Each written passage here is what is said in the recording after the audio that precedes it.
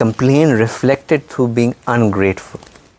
A person who has been given the best of health, the best of livings, he lives a very comfortable life, earns a very comfortable living, has beautiful kids, a happy family, a good home to stay, a good car to drive, well respected. Majority of the middle to upper class people, even a lot of low caste people, jahan pe you have respectful living.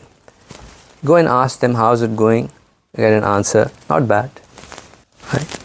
This answer, not bad, guzara ho raha hai, you know, not bad, guzara ho raha hai. This answer is the biggest ungratefulness that we can express to Allah subhanahu wa ta'ala.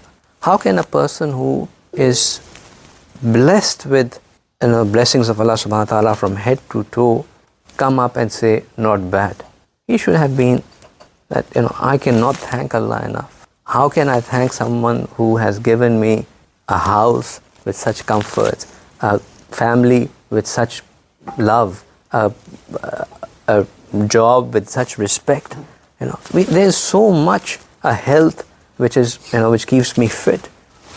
We find, and we should reflect on this, that we are often, when we have to say something, whenever asked about something, unintentionally, our response is to say, what is the shortcoming in that thing? How was your trip? Yeah, it was good, but a bit tiring. Could have been better. Yeah. How did the match go? Oh, we won, but I didn't do that. There's a difference between retrospection for improvement and saying things where you are just highlighting the things which didn't happen good. You reflect in Quran, you reflect in the stories of the Anbiya alayhi salam. One thing that you would repeatedly find is that if they were to recap anything of the past, they would only recap the good that has come out.